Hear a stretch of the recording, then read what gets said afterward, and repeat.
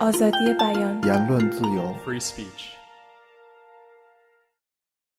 One of the most difficult points of the debate on free speech involves not whether we should have it or not, because it goes without saying that we should have it, but perhaps how to limit free speech. The task perhaps is to discuss how much value we place on free speech in relation to the value we place on other important ideas. So that is why we titled today's panel as Limits to Free Speech, in the hope that we will talk about not only existing real limits to free speech, but also tackle the issue of how to limit free speech. Now, we're fortunate enough to have one of the most important public intellectuals of our times, Timothy Garton-Ash, with us. And Timothy has written extensively on the issue of free speech in his column in The Guardian.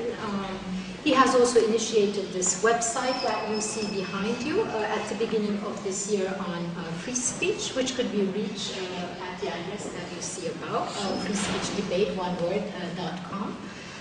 I worked with Timothy last year in an advisory group for the Council of Europe. In the report that we ended up co-authoring with 7 other colleagues, we maintained that the battle for public opinion does not mainly belong in the law courts. Rather, it must be fought where it does belong, namely in the realm of public debate and deliberation. Now, if and when laws should place limits to free speech is only one of the important questions that we hope to raise today. I have to admit I was quite influenced from Timothy's ideas on this issue, especially his criticism of what he famously called the memory police, that is, banning certain acts such as the denial of genocide via parliamentary decisions, or criminalizing statements that minimize the importance, if not outright denial, of the Holocaust.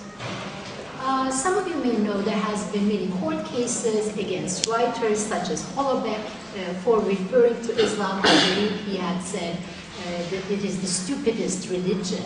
So there has been court cases against them. Famous movie star, actress, and animal rights activist Brigitte Bardot was convicted by a Paris court for criticizing the Muslim ritual for of the sacrifice and demanding, in fact, that animals be anesthetized before they're slaughtered.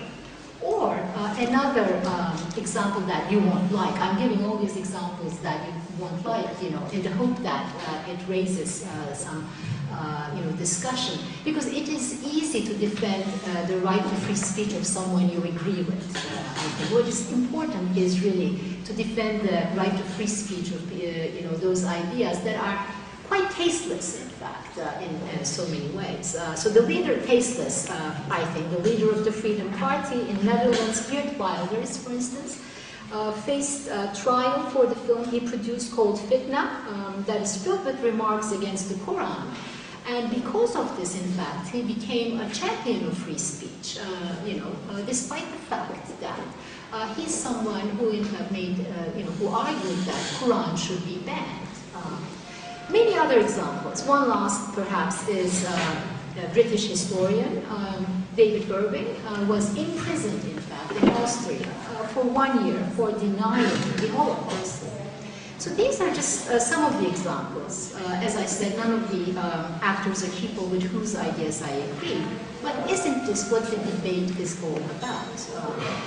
Tim uses the great expression fanatique sans frontières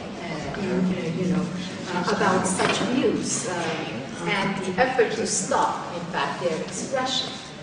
I was very much influenced from Timothy's take on these issues, mainly, I think, because I believe also in the importance and value of the realm of politics.